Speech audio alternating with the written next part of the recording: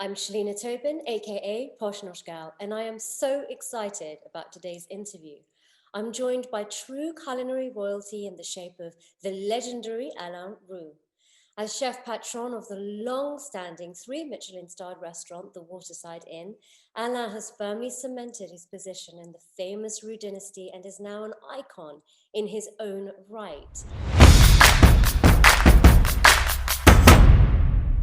Alain, thank you so much for joining us. How are you? My pleasure. Very well, Shalina. How was it for you growing up with your father and your uncle being the famous Roux brothers? It was well fed. Uh, that's one thing. Talks were certainly all raised and around food and wine. And yes, I think it was not only for the healthy part of things, but certainly for the pleasure of life. I think that that was the main thing, and the beautiful thing of the family is we just love our food.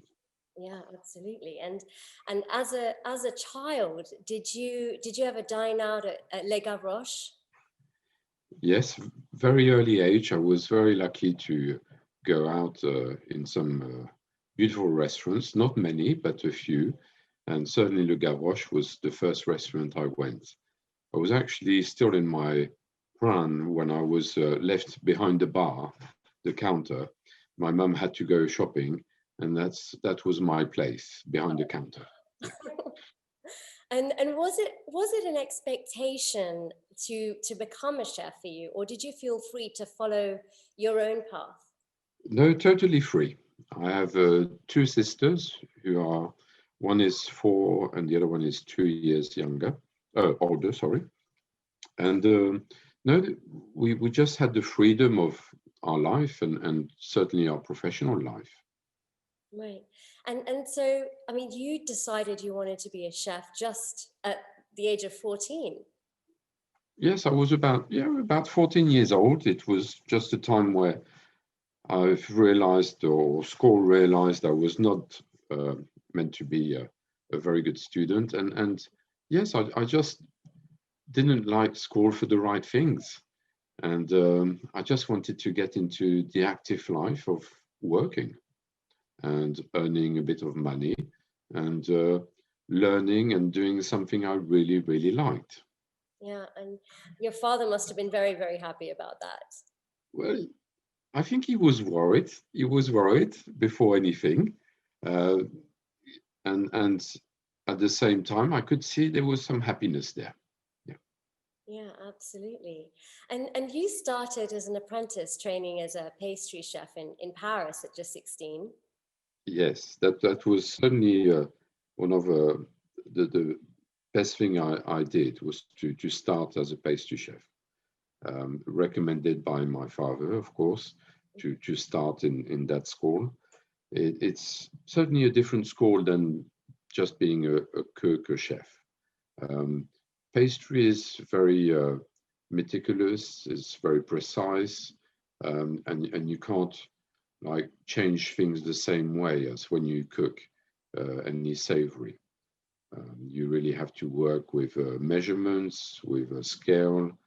The discipline is quite different, and it's a very good school. The way of learning about, learning in depth about ingredients and understanding ingredients and food. And at the same time, it's so artistic. It's a beautiful, beautiful profession being a pastry chef, not only for the calories, but it's just, finishing a meal or even the afternoon with an afternoon tea or just when you need a bit of comfort in the autumn or winter day, a little pastry can't harm you. It can only bring you a bit of sunshine and goodness. Yeah. Absolutely. And so you were at Patisserie Mille. Do you remember much about that place? I totally remember a lot of things from there because it was the beginning. I didn't spend much time in the kitchen before that, um, and I was a novice. I had just everything to learn, everything to soak up, and I certainly enjoyed it. I know my peers, my colleagues, and certainly my maître d'apprentissage were, you know, very happy to teach me and to coach me, but they had a hard time, as hard as me, I think. Uh, because yes, that's when you realize that you know nothing. When Right. you're 16 years old, you just know nothing. And I had everything to learn, and I've learned with some good people, good colleagues. Denis Ruffel was in charge of the pastry shop. He was the best professional I've actually met, and certainly he was so patient. He, it's just, I think, to start off, he was the best teacher I could wish for, and I've learned with my mistakes as well. Yeah, as you do. And I mean, it's been the training ground of so many amazing chefs over the years. And both your father and Denis Ruffel at the patisserie have been awarded Milieu Ouvrier de France. France, Sorry, yes, apologies which for my bad no, pronunciation. that's perfect French. Yes, it's certainly in the profession, it's the highest accolade. You have that in all different craft, and certainly pastry is one of them. Uh, Cooking in the kitchen is another one. And yeah, my father was recognized as being, one of those very special, talented pastry chef. But in the family, I just followed you know, the guidance. And my uncle, who's the oldest in the family, is actually his birthday today. And would you believe it? He's 85 years old. Oh, So wow. I wish him a happy birthday. Oh, I wish him a happy birthday also. I wish I could cook for his birthday meal, but I know he's in good hands. He's well looked after. So my uncle started as a pastry chef in the business, and my father just followed, did the same thing. My cousin, who's a few years older than me, uh, obviously was told that was the best way of starting, the best school, and he did that. He started a classic pastry apprenticeship in Paris as well, in a different place, and I just did the same really. So a lot of influence in the family, I think. Absolutely. And I mean, you mentioned earlier on that you actually, you didn't know anything when you went to the patisserie Millet. And so did you spend time when you were very, very young with your father? Was he teaching you in the kitchen? Did you spend any time with him learning? A little bit, but not that much. You always learn just by watching, and I think I did more looking around and watching, and just being in the corner of the kitchen, looking at the team and the chef and my father running the brigade and running the service, or otherwise even during the preparation. It was just amazing to see all those beautiful raw ingredients and the way they were prepared and being cooked. And cooking à la minute is something when you have a team of 15. I think there must have been not more than 15 or 18 chefs at that time in my father's kitchen.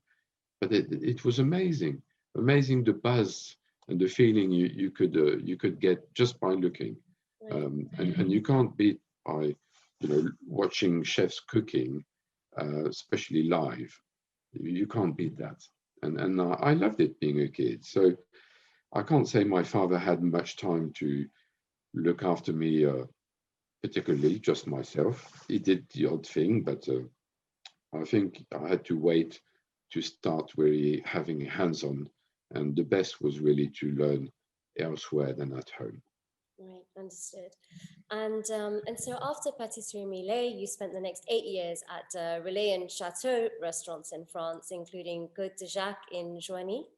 Yes. So, I mean, the first restaurant I started to work was Restaurant Pic in Valence. Yes. which is got a legacy. That family has been running their restaurant for, it must be 70 plus years. It's the fourth generation, if I'm right. Now is the daughter is running the show, Anne-Sophie Pic, which is certainly a world famous chef now. Yes. At the time I was working there, it was again, I would say, the first kitchen I stepped in to work as a young cook. So very impressive. You can imagine, when you're 19 years old, you get into a free Michelin star kitchen. In that brigade, there were about 35, 40 chefs. It was just amazing. We used to cook for between 250 covers per service. It was amazing. A lovely family business with father and son, Jacques and Alain Pic.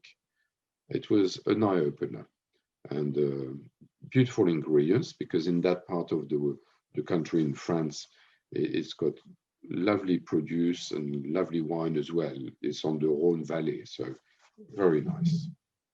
And do you think that was a strategy of your father to send you to a family-run business so that, eventually then you would also learn how it works?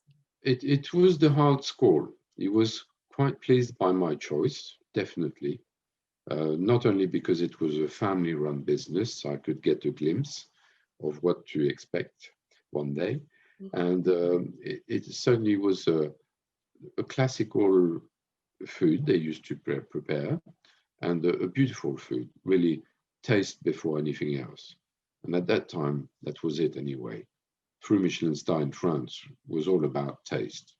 And it was a very good school, but he was worried. He was worried, and he knew I was at a hard school, a good school, starting there as a chef, but he got worried because the first day I arrived there, always will remember Jacques Pic, the father. I stepped in the kitchen with my beautiful whites as a young kid, and I will always remember he was waiting for me with a little tray with a couple of viennoiseries just baked, a mug of coffee, and he greeted me and poured the coffee for me. I was like so embarrassed. I mean, everybody came in more or less at the same time, all the chefs, and went to their stations, started to work, and I was there having my coffee with with the main man, That's served lovely. served my little coffee. It's almost like he stirred my coffee. I was so embarrassed, but a beautiful touch. But I have to say, day number two, I did ask him to not have my coffee served, that I was going to have it with the rest of the team. And that's how it went on. But I think just to another perspective and something that made me laugh, but way back, I was already working with my father that time for a few years, and I've been told, and I realized what happened in those days.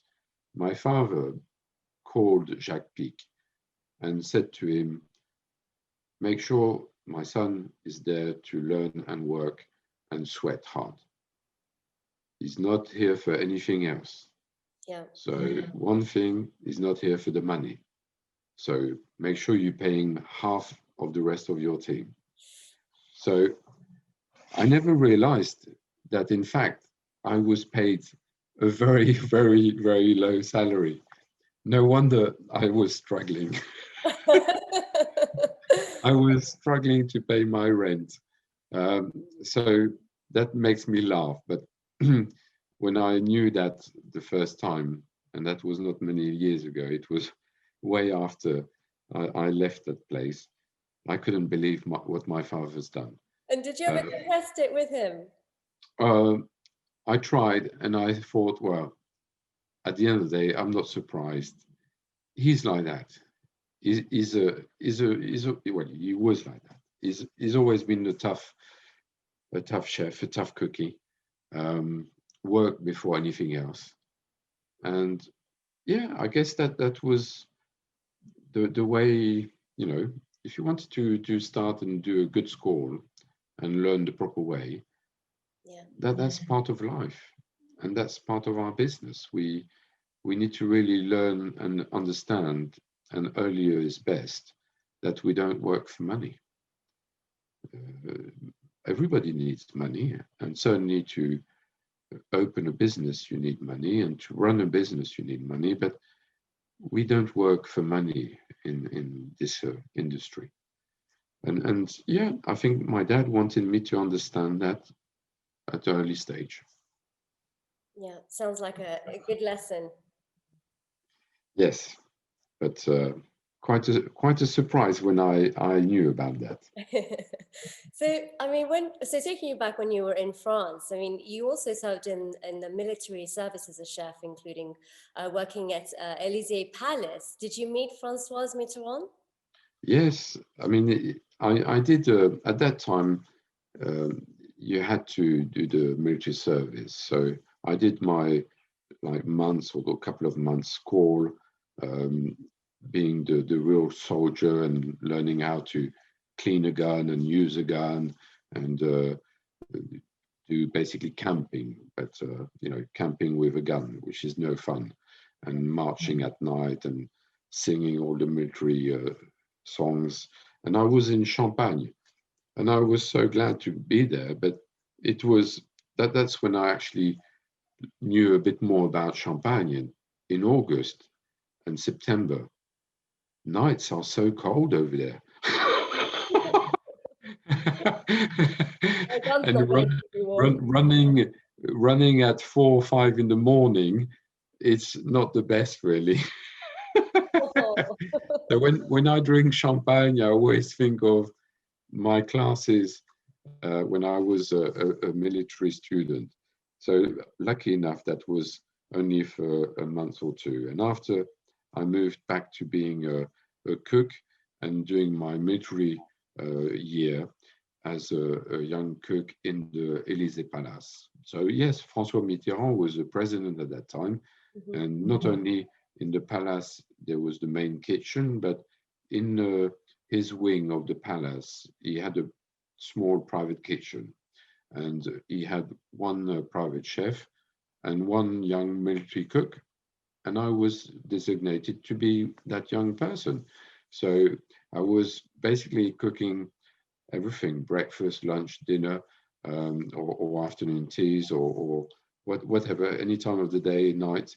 I used to look after the president, the first lady, and his close family, his relatives, and obviously private meetings. A lot of high ranks people from different state of countries and Right. from all across the different continents. So it was very interesting, not only for the food, but as a perspective of a human being, a young man. Yes. So very interesting. Yes. And not only that, but I used to go back into the big kitchen where we used to um, cook for banquetings, for very large receptions, and I cooked for, well, not I was not in charge. I was a young cook, but I partake in preparations and serving royalties from all across the world. And that's only the first time I think I cooked for the British royal family, and Wow. that was so impressive. I could only see them from a window, behind a window, that as close as I could go. Oh, Uh, so you never met any of the members a, f- directly? a few from the British Who did you royal meet? family. I prefer not to say. Okay. And some others, and it's true that I was very privileged to be in the private wing of the president, and that was even more special. So a lot of things are confidential in that matter. Okay, understood. And so, I mean, I read somewhere that you like the Dome restaurant in Paris when you were a young man. So you must be a real lover of seafood. Yes. Unfortunately, seafood. I love seafood, but there's one thing I can't eat since only a few years because I can't eat oysters anymore. Oh, I've I've okay. I've eaten a bad oyster, not here at the waterside. I wasn't going to ask you that. I, Glad I you won't. I clarified won't. it. I can't say where. But unfortunately, it's one of those things I can't eat them anymore. I'm allergic to them. That's a So it's really a shame because I used to love eating oysters, not many, but a few. I used to love that, and they can be so different. But yeah, I love classic French food and shellfish, fish. Yeah, I just love it. Yeah. Yeah, and I mean, I started eating oysters only after the age of I think 30, and now I can't get enough of them. I really enjoy oysters so much. Well, in France, it's certainly one of the things you eat at Christmas time is oysters. It's on the menu. In every household, it's oysters. Yeah, it's a must.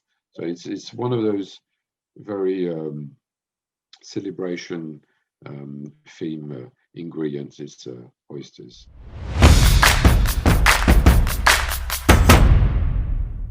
So after working at several more French restaurants, including, as you mentioned, the three Michelin-starred Maison Peak, you moved Yes. to Bray to work with your father at the Waterside Inn. What was it like actually in that work dynamic finally with your father? Um, Quite a shock actually, because it's true during the 8 years in restaurants in France, some were 3 stars like Pic, La Côte Saint-Jacques. I worked in some 2-star, 1-star Michelin as well. Most of them were all run by a family business. So it was an eye opener. And saying that, I was not quite ready to work with and for my father. Okay. It was that's when we realized that yes, I'm glad we said we're going to try for a summer job, and we'll see. Okay. We yes, because we didn't really have any relationship as such as father and son, because my dad's always been focused on his work, um, because it takes time to build a reputation, and that's what he wanted to do. He wanted to achieve something in his career, and certainly as a chef or a restaurateur, it's more than time, it's a life, and that was his life. And unfortunately, my parents divorced when I was 10, so I moved to France when I was 10 years old. So for about, all those years, I couldn't really see my father that much, maybe once, twice, 3 times a year when I was a student still in France. But when I started to work was maybe worse. I could see him for a short glimpse once a year. So we didn't really know each other much, I think, as a father and son, or we had very little, relationship before that, so it didn't help. And working, well, we never worked really together. Right. And he's certainly a hard teacher, uh, where he was hard with all his employee, and he was certainly maybe a bit harder with his son. So I could see it, I could feel it, but I was expecting that. I was expecting that, and it took a good 2 to 3 years, I think, to realize and understand each other on both sides. I think on his side as well as my side, we had a hard time for 2 or 3 years, and after that there was a big change, and we realized that we could do a long journey together. And yeah, we did 29 years. So I miss him to bits. Um, and he's certainly been in my career. He's been my best teacher. and he's suddenly catch up the father I didn't have in the early days. We catch up. We had great moments. So And I could talk about him and certain things I've seen or done with him, or I partake with him. I've got so many lovely memories. So and I mean, if it's okay with you, we'd love to hear what is your fondest memory that you can share with us. yeah, the most hilarious moments with my father, I've got so many, to be honest, because Dad, you know, was a hard man, hard chef in the kitchen as well. But he had time for fun. You know, it's like always work hard, play hard. And one of them was we used to run a cookery school, and we did the cookery class together. And we were doing a watercress soup, and he basically, we done the soup, cooked the soup, and we had to blitz it in a tall hand blender. And I wanted to help him, and he got, I don't know, one of those moments where Dad went, I'll do it, let me do it. I said, fine. But he put the machine on, but he forgot to put the lid on top. Oh, no. I mean, we had 6 people following the cookery class and cooking along, helping out. And it was quite a small kitchen, small environment. And what happened is basically not only the ceiling was just redecorated, was all green, but all of us were green. But my dad was covered of hot soup. Oh. Oh, wow. So it was quite hot, the soup actually, which was quite nice because once he obviously had a little shower, he was nicely tanned. Oh, bless him. Well, that's definitely a So good lesson for everybody. that made me laugh. Yeah. That made everybody laugh. Lucky enough, because it did stain a few clothes, um, but Dad finally laughed as well. That was, I think, great. It was one of those good moments, funny moments. You know, mistakes should always be looked at in a different way at some point. That was one mistake. Otherwise, we did a few trips because my dad used to always love to do the primeur in Bordeaux. And he used to run his wine little business, and he used to buy a lot of good Bordeaux wine as a primeur. And I joined him a few times for the trip, so obviously focused on tasting. Mm. And you can just imagine, you know, I'm not used to tasting wine such as the primeur, which is, I don't know, you basically taste an average of at least 300 different wines. Wow. That's in one day. Um, Wow. I'm not used to it, and even if it's like young, just made wine, which you're not meant to drink, most of it is so good. I was drinking it, so I ended up, you know, with a red nose, and I was always very happy during the day. But my dad very much used to that, but obviously we used to taste in different places a lot of different wines from the region, from the primeur. But he used to take me, because you used to organize that very precisely, because we had only 4 days, 5 days maximum.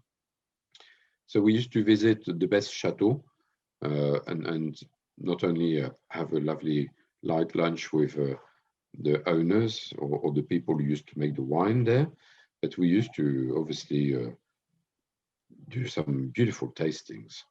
And impossible to spit the wine when it's like that. Sorry to say, but that's normally what you do. You taste the wine and you spit it. But my dad obviously was over the limit. and we had to drive. So we had to rent a car. We were driving along from one place to another. So we had to do a few miles every day. And one day he parked the car in the car park of one of the chateaux, and I don't think he found the brake. Oh no. So he went onto a bollard. We didn't kind of realize really what was happening, but when we left, he was driving, he reversed, but half of the front of the car just stayed there. Oh my goodness. And we ended up trying to ask for help. And you can imagine both of us, we were with the sellotape, with the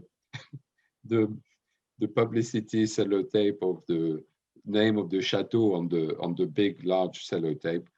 We basically sellotaped the car back. Oh my goodness, this is unbelievable. And that was on, I think, day 1 or day 2. So for about 2 or 3 days, we had to drive with that car.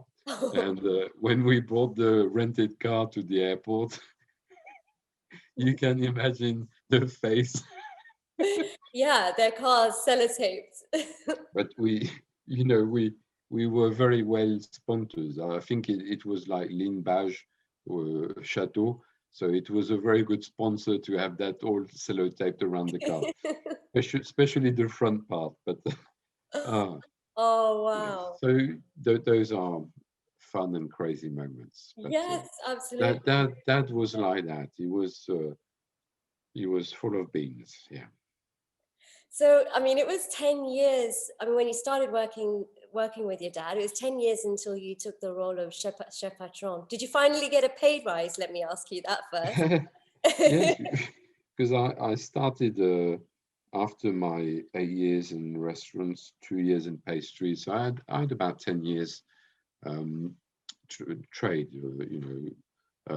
but nevertheless, when I came at the waterside, I was demi-chef de partie, which is not a commis, but it's a little bit higher in rent.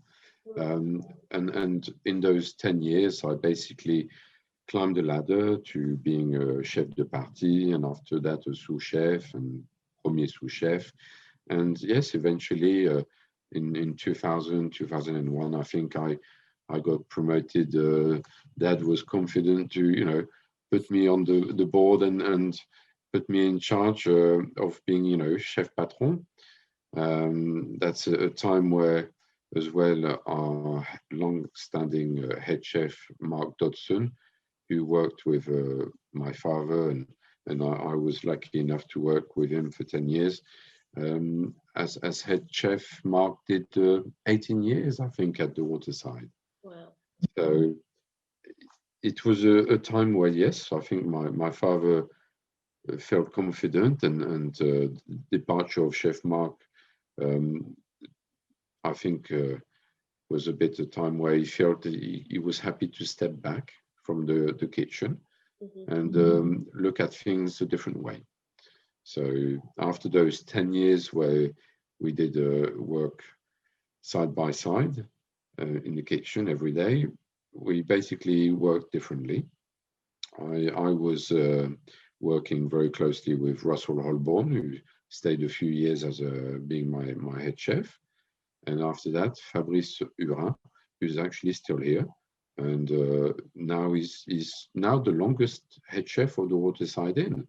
He's just over 19 years now. He's been with us. So, yeah. So that's, I think, kind of history, if I'm right. Yeah, and tell me about, how did you feel the pressure to achieve perfection? You never get perfection. You just try your best, especially when you've got, to follow in somebody's footstep like that. I mean, my dad is my dad. It's not only the whole team, it's the customers side of things.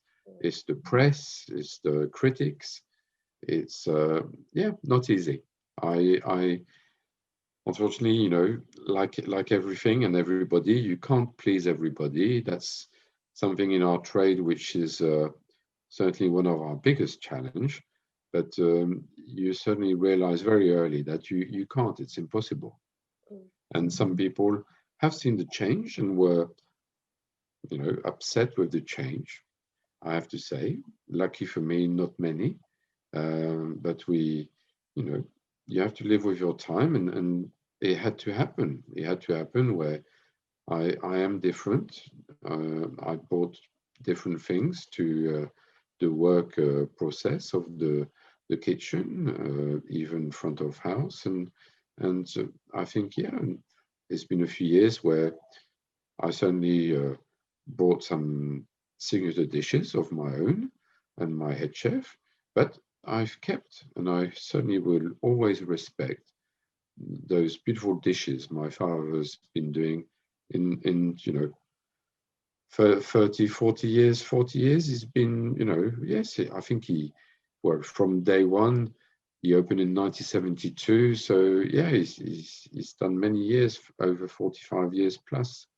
So I will always keep some of his dishes on the menu.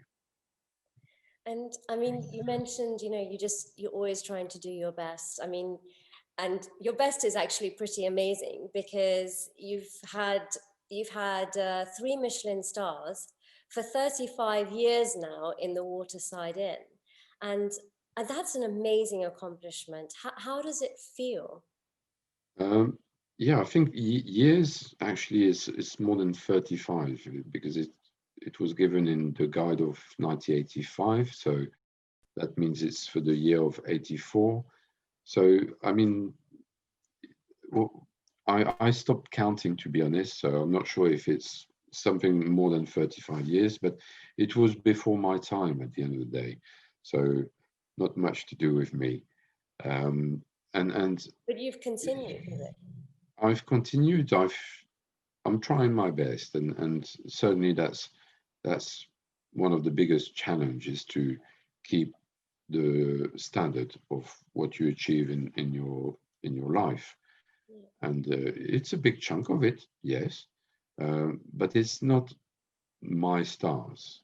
It's never been my father's stars either. It's a team. You're nothing without a team.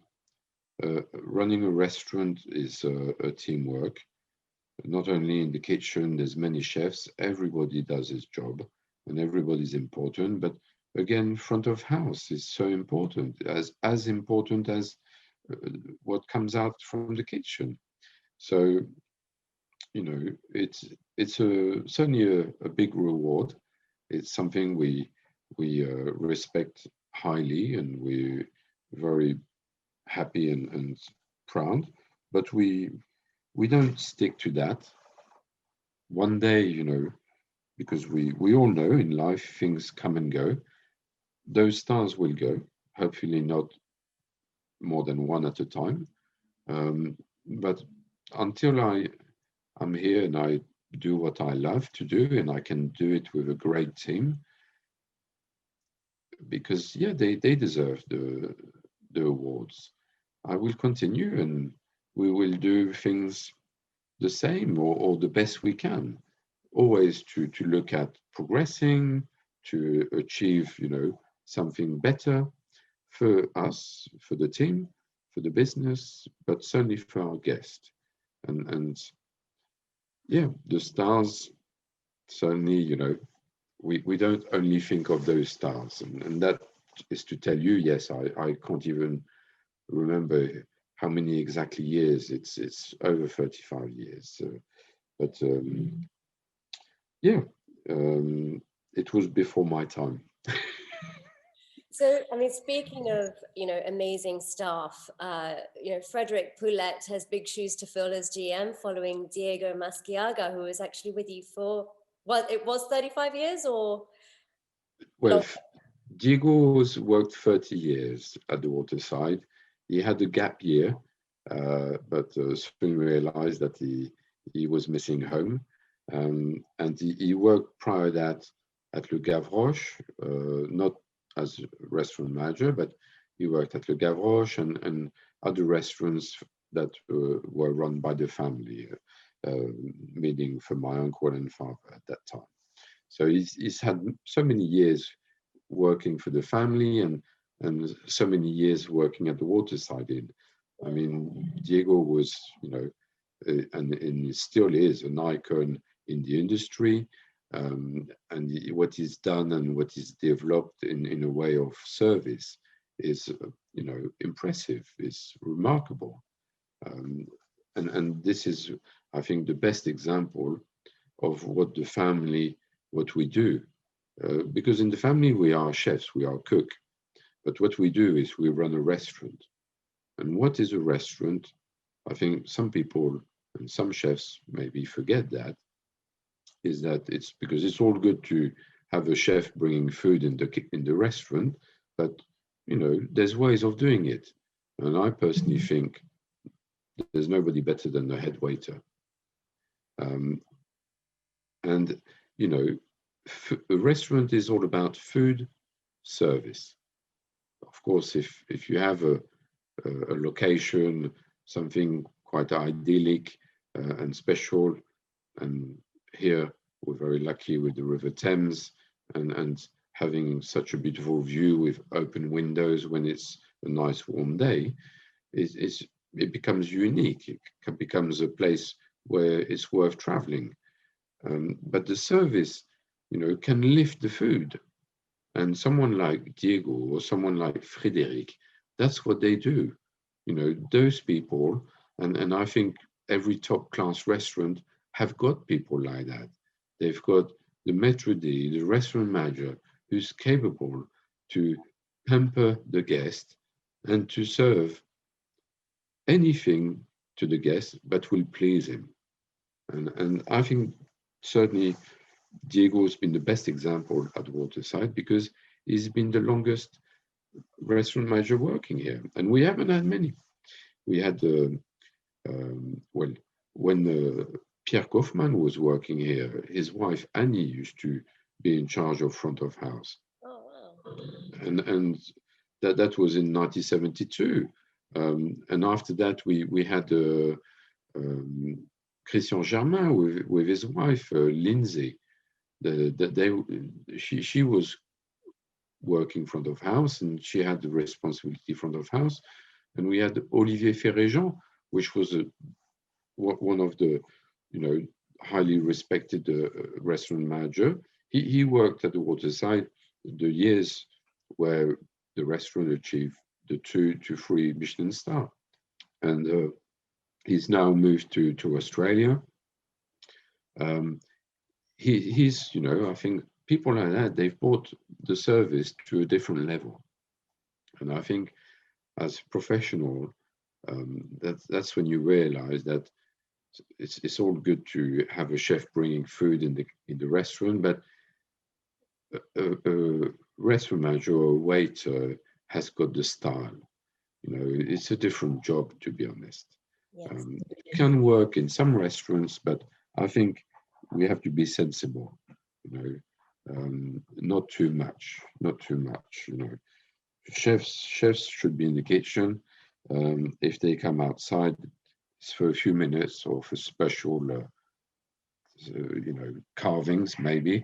But otherwise, a good maître d' or a good restaurant manager, they should be skilled with a fork and a knife. And I feel very privileged now that you say that, because you popped out and said hello when I was dining there as well. So thank you so much for coming and saying but hello. it was a pleasure to meet you, because I've heard that obviously you've been working and interviewing so many special chefs. And on top of that, on that day, there was a lot of washing up. So it was good for me to escape the kitchen. A good reason to leave. Yes. So are you in the kitchen every day? Every day, I certainly walk through the kitchen. Unfortunately, I don't spend the time I used to spend.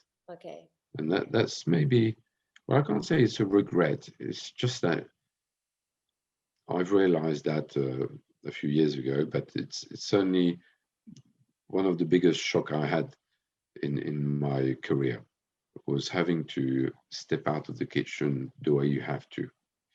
Um, Running a restaurant, unfortunately, if we want to run a restaurant like the Waterside Inn with such a big team, with such a big premises, and the way we work, I've got so many things to look after and to do that I can't be everywhere, and I can't be in the kitchen like I used to be full time.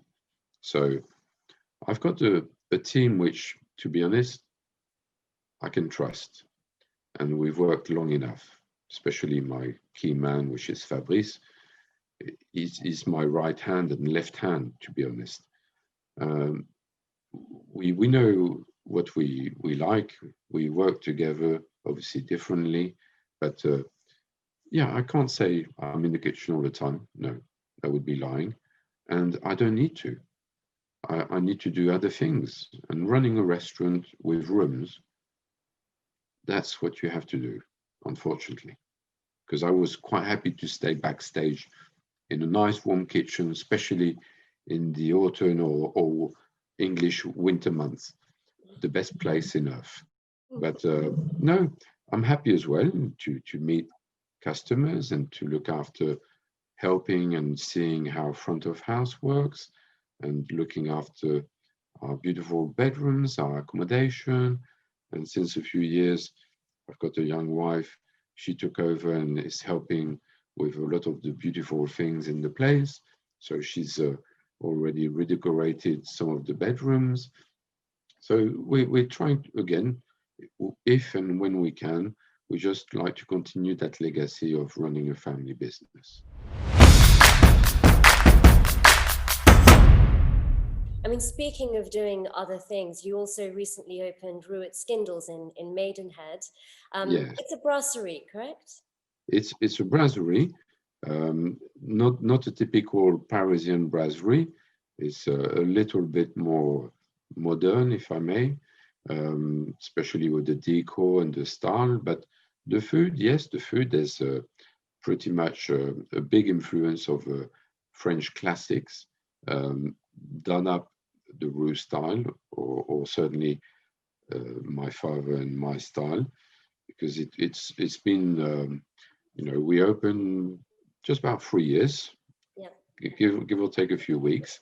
It's going to be 3 years, and I'm glad we did that with my dad. It was our first project that we did together from scratch. And we both love simple food, brasserie food, and it's the opportunity came up. It's just upstream from the river, 10 minutes by boat, Mhm. and it's a beautiful location. And what we offer over there, we have a team which we just leave them in charge, and we I kind of supervise and make sure the menu is done the way it should be done, and dishes as well. And service is very simple. It's friendly, but made in a style where you basically don't need to go out and visit the brasserie for a special occasion. If you're hungry, you can go there and just have one course, and that's fine. Nobody will tell you off. You won't pay a surcharge. You can just have a bowl of soup and a glass of wine, and it's fine. It sounds great. And you mentioned you've got a great team there. Your head chef Raj Kumar is Mauritian, and he worked with Alain Ducasse, Daniel Baloud, and at the Ritz, and at the Ritz as well. So Yes. how did you meet him? Well, he worked at Le Gavroche as well, Ah, okay. with my cousin. So he's been in the best schools, to be honest. As you said, he worked in all those places, but Yeah. where I've met him was from Le Gavroche. And after he wanted to come and work at the waterside, and he worked for quite a few years here, climbed the ladder, and up to a point where he became my first sous chef. So very talented young chef, very, yeah, and a lovely person as well. And what is nice is that, you know, being from Mauritius, when he cooks, not everything, but when he cooks for himself or for the team or for me, he occasionally will do some Mauritius style dishes, and I love those flavors. I love those delicious, fresh, you know, flavors, and sometimes association of fruits, which is something we love in our food, in our cooking, in the family. We love savory and adding fruits in our food. Yeah. And so going back to Skindles, I mean, in the 80s, it was voted the best nightclub in the world, and even the Rolling Stones played there. Yeah. Any plans to open another nightclub? Well, it was certainly renowned because I think my dad was on the dance floor as well at that time, Oh, in brilliant. in those years. Oh, Um, wow. Yes. and not only there was a very a lovely bar, but there used to be a dance floor, and there were years where there were swimming pools, underground swimming pools, which I never knew. I was never allowed there because at that time I was too young. So young, yeah. And apparently people used to go naked to swim in those swimming pools. Wow. So yeah, my dad told me only a few years ago these stories. And you wish you were a little bit older. I wish, yeah. Mind you, no, maybe not actually. I don't think I would have felt very happy going swimming naked. I feel embarrassed, I think. Um, but no, it had certainly days of where it was the place to go, and the history of Skindles is way back from quite a few hundred years ago. Um, it's had everything from the best hotel to the table, lovely food, to a place to go for afternoon tea.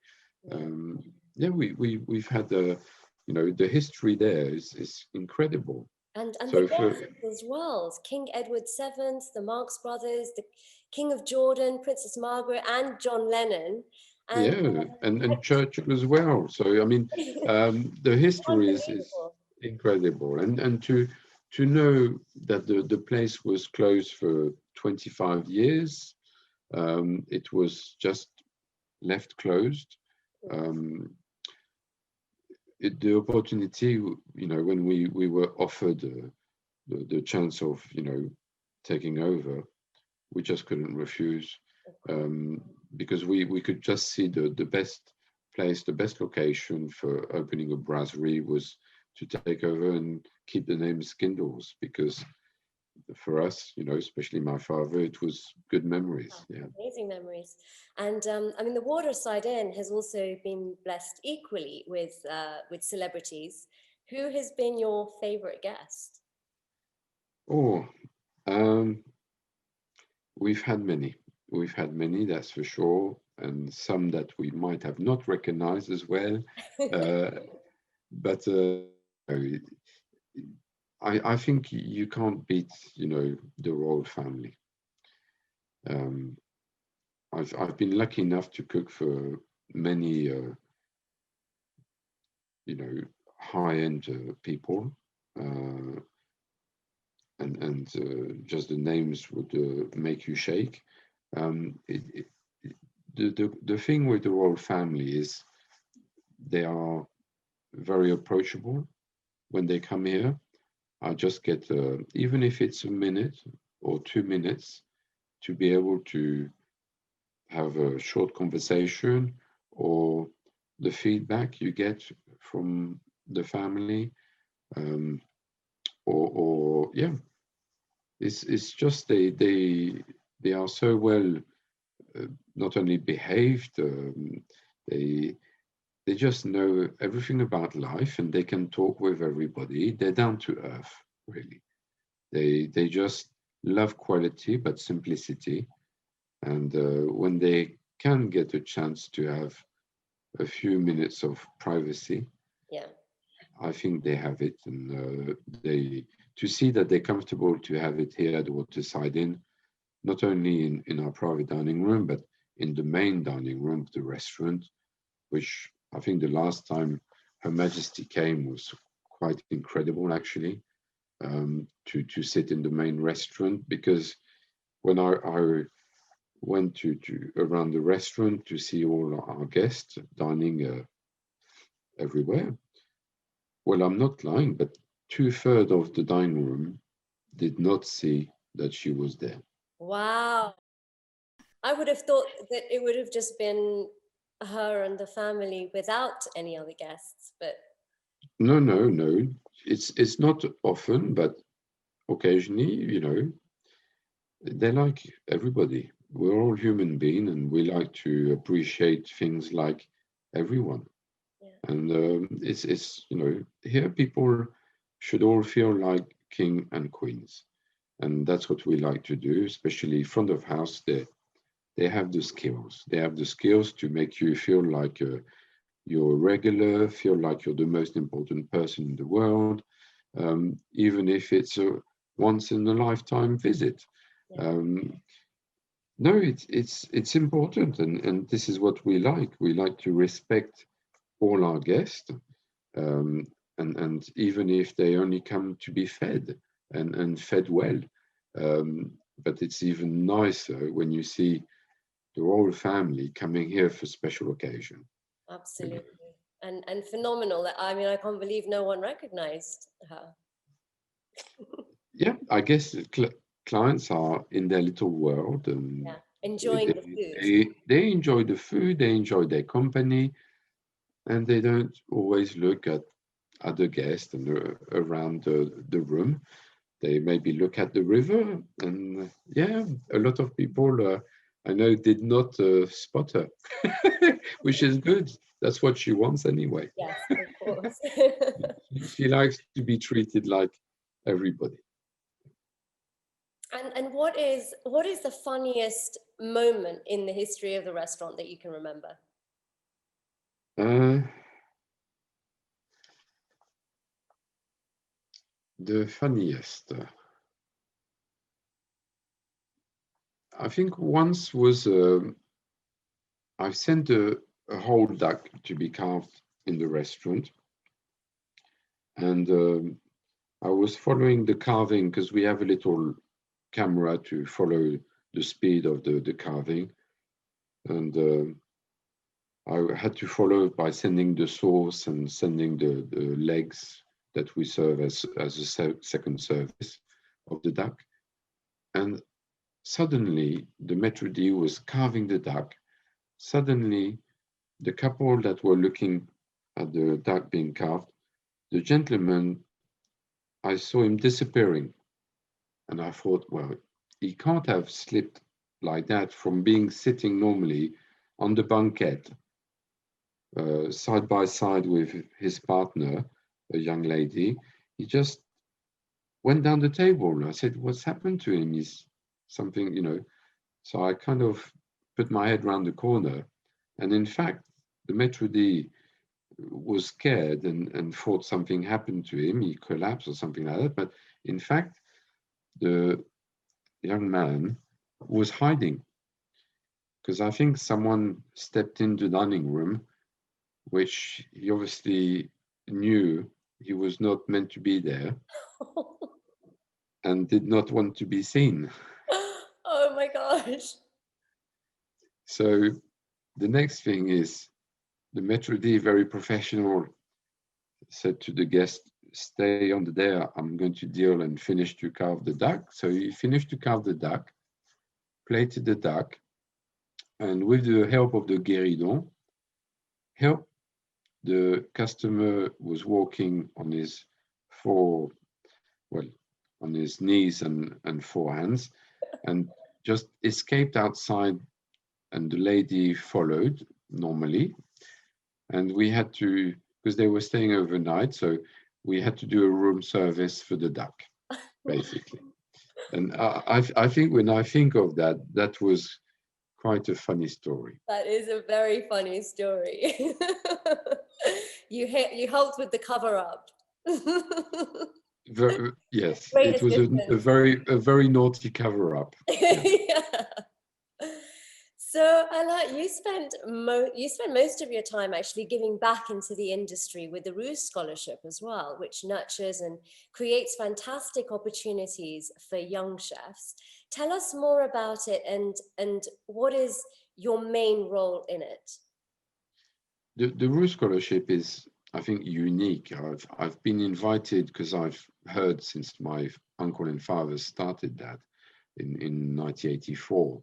Um, I was following away from it, but I could see what it was, and I was very impressed. And in 1999, my dad invited me and my cousin and my uncle. They invited us to join the panel of judges. So for all the years, we were judging the competition, and since a few years with my cousin, maybe 5 years, we've been taking over and being in charge, and we're basically, we run the scholarship as both as chairmans. What it's all about is incredible, because the years from when my uncle and dad started that, the reason was to be able to give an opportunity to every young British chef or young chef that started his career in Great Britain to be able to work everywhere he wanted in the world. And by doing that was having a stage in a free Michelin star restaurant. That was the key, basically. Um, and at that time, British cooks were not, looked at, or and any British chef used to send a CV. That the CV was in the bin wherever they used to send the CV. Um, Not only in Europe, but other areas around the world. But in France, forget about it. British people could not cook. That was the image of French people. Uh, Things have changed, which is brilliant. But the scholarship, I think, really has helped, and have certainly has improved and opened the doors. Um, and it's been a life changing for each scholar. Every year there's been a scholar, a winner, and it's been a life changing for them, a career changing for them. And some are these days, running the best restaurants in the country, their own restaurants, and have got several stars on their shoulders. And some are even across the world, Australia, Japan, everywhere in the States. It's incredible. Yeah, it really is an incredible thing for It, to be doing.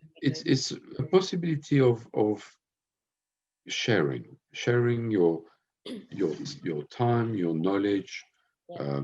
your passion, and we know it. With my cousin, we were very fortunate, mainly because of our fathers, and it's a bit of a must. We have to do the same. You know, we can't just stop and keep everything for ourselves. And I think that's any chef, and especially these days, people do realize that as being a chef, that you have to share and bring you put your knowledge, to others, because we learn with young people as well. Before, in the old days, even when I started, I remember those ages.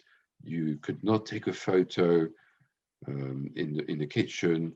You could not take a recipe away. It was all secret. Everything was a secret.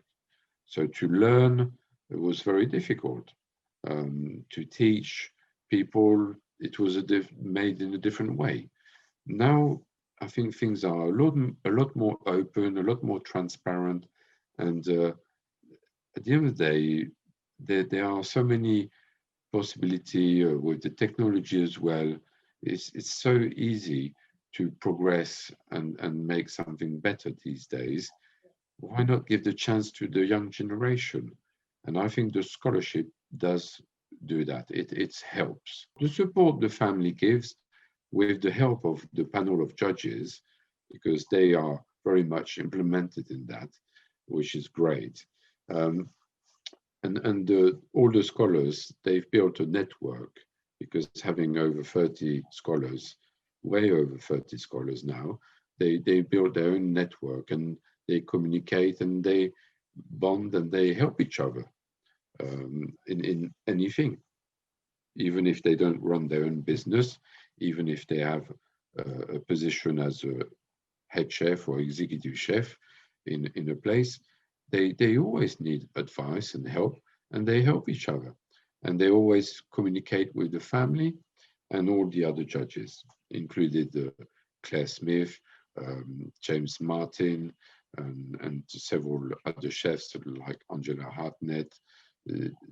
You can see on our website that it's, I think that the chance just for them to be able to be judged by those chefs and to meet them once in their life, I think that's maybe a great opportunity. And competing in the competition is a great challenge. It's an eye-opener, and just by doing that, they can learn something. Yeah. And so, I mean, you're such a huge inspiration for others. What are the things that inspire you, or who? Everybody inspires me from my early age. My two grandma, they inspired me, because the way they used to grow their things in their garden, or the way they used to do their shopping in the markets, and the way they used to cook and prepare a meal. It was, like going to church almost. It's all about education. And I think that's what I love about this industry, hospitality industry, the catering industry, and being a chef, being a cook, is you never stop learning. You always have something new to learn, to do. And you can do things as well that you might know, but you can do them differently. And with the young people, you can share, you can learn from them as well, and you can always improve. There's always space for improvement in our job. Inspiration comes from as well ingredients. There's always something different with ingredients to discover. And the world is getting so small now. I know that the footprint is important, but saying that, you can get things from other continents, from around the globe, which helps to be a bit more innovative, a bit different. And sometimes you don't need much in a dish, but it will lift and bring a different dimension to a food, to a dish. And who are the chefs that you admire today? Are you allowed to tell me that? Well, apart from my uncle, my dad, my cousin, my little niece, which is lovely, and she runs her business with her husband. Yes. She's obviously stopped cooking, and saying that when she immediately opened a beautiful restaurant, she decided to step out of the kitchen with her husband Diego being in charge of the kitchen. Now she's got a first young baby, so yes, I think she's having a little break, so that's brilliant. The family is getting bigger. She's a very good cook as well. Very. I love her food, and her husband is cooking beautifully well as well. It's difficult. I mean, of course, you have people who can influence any cook, like Paul Bocuse. Who hasn't learned from Paul Bocuse, or even somebody a lot younger like Claire Smith. She's one of my favorite chefs. She's one of my favorites too. I love her food, her cooking, and what she's opened and set up as her own restaurant. It's got a fingerprint. It's a beautiful restaurant. For me, it's one of my favorites. Saying that, I think if every chef, or if you go out, at the end of the day, nothing is perfect. We all have different tastes, and I think it's normal. We all have a different palate as well. So, but saying that, Claire Smith, she's almost perfect. But you have something good in every chef, and I hope I try to bring that myself, and I hope we can bring that and continue to bring that at the Waterside Inn. But no head chef is perfect, or but even if you look at Marco Pierre White, he's in the British generation, is certainly one of the best cook we've seen. But you look at Sat Baines, he's brilliant, or Mark Bishop. Again, now this is the elite of British, kitchen. That's the places where you have to go and eat, and there's so many across the country. We're spoiled now. We're spoiled. And do you get the opportunity to dine out much in other restaurants? I try. I don't go much because it's time consuming. Yeah. Busy work, busy restaurant, so I can't complain. Still a young family, so I do try to get a bit of time for the family. But and again, at the same time, if I go out, I like to be spoiled. So you can't get spoiled too often, and that's why I like to go out. But now and again, not every week. No. And you mentioned your young family. Are your children, do they have an interest in cooking yet? Any signs? Um, well, they've got interest. Yeah, they see it as fun. We do play, and certainly with my wife, they do bake a fair bit at home. So we'll see. We'll see. They're too young. My son is only 10 years old. My daughter is going to be 7 beginning of next year. So yeah, there's quite a few more years to go. We'll see. Yeah. And if one of them says that they want to be a chef, will you put them through the same training? Will you send them to France? Uh, if they want to, I'll see what they want to do. It's true that I think the idea of going to learn somewhere else before going back home, or going back to the family is a good move. Because after, it's a bit difficult to do the other way around, to escape once you've started in the family business. So yeah, I would certainly maybe recommend that, but I will see. They will do whatever they want. I might have retired by then. We'll see. I'll try to hang on. I'll try to hang on. Please do, because it would be great to see you again. So we're almost at the end. I have one last question for you. Tell me Yes. something about yourself that I could not possibly know. Wow. Uh, well, you mostly don't know that I've got an orchid at home. You have an orchid. Yes. Because that's. I mean, it's maybe not great, but I think it's great. I just love gardening. I haven't got time to do much, but I certainly obviously love growing vegetables, but I haven't got any space or time for that. But I've got fruits. I've got fruit trees. I've got about over 35 trees in my small garden. Wow. Mainly apple and pears. Some varieties which are quite common in the country. Some a bit more from the past, and the odd fruit trees like well, cherries, of course, different plums, the golden plums, the damsons. I've got different fig trees. What else? Walnuts, hazelnuts. Wow, that sounds absolutely wonderful. Yeah, I just love looking after those trees. Yeah. They're still young, but they're starting to produce.